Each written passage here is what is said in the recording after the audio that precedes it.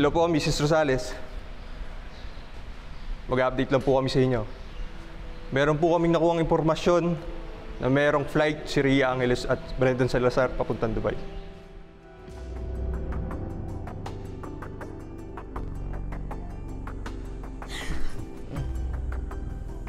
Millie,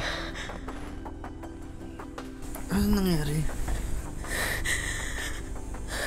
Napanaginipan ko sila Brendan at Ria. Kinukuha ko si baby sa kanila. Kinukuha ko si JR pero hindi ko nakuha. Hindi ko nagawa. Huwag ka maniwala sa panaginip na yan, ha? Panaginip lang yan. Anton. Mababawi natin si baby. Lahat gagawin natin. Anton, please. Gusto ko na pumunta ng Dubai. Gusto ko na puntahan yung baby ko. Mahal, konting tiis lang. Maayos na rin ang papers natin. Konting tiis na lang. Hindi ko alam kung hanggang kailan ko kaya tiisin.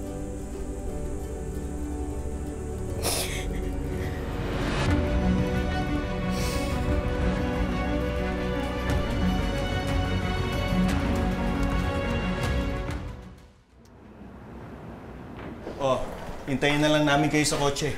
Sige. Magulang din ako, kaya alam ko ang pinagdadaanan nyo. Kaya kahit gusto ko kayong pigilan, para na rin sa kaligtasan nyo eh. Alam ko hindi kayo matatahimik. Ma, kailangan namin mahanap si JR. Opo, kahit halugugin namin yung buong Dubai, basta mahanap namin yung anak namin. Friend, may awa ang Diyos. Babalik din sa atin si JR. Tumawag kayo sa amin agad pagdating nyo ng Dubai, ha? May kipagtulungan na rin kami sa polis dito.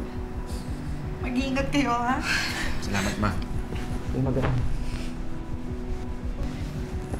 Mili, tatagan mo ang loob mo, ha? Opo, para sa anak ko.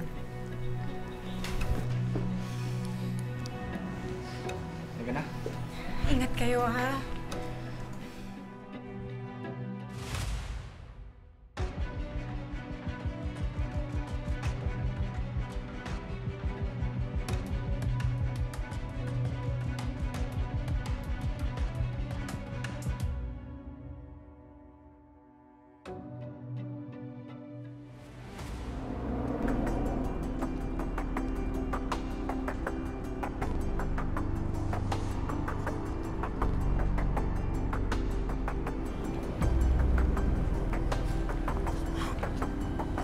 Excuse me. Have you seen these people? Thank you. Thank you. Kabayan? Sir. Sir, tanong ko lang, nakita mo na ba tong mga tao dito? Sige, thank you, ha.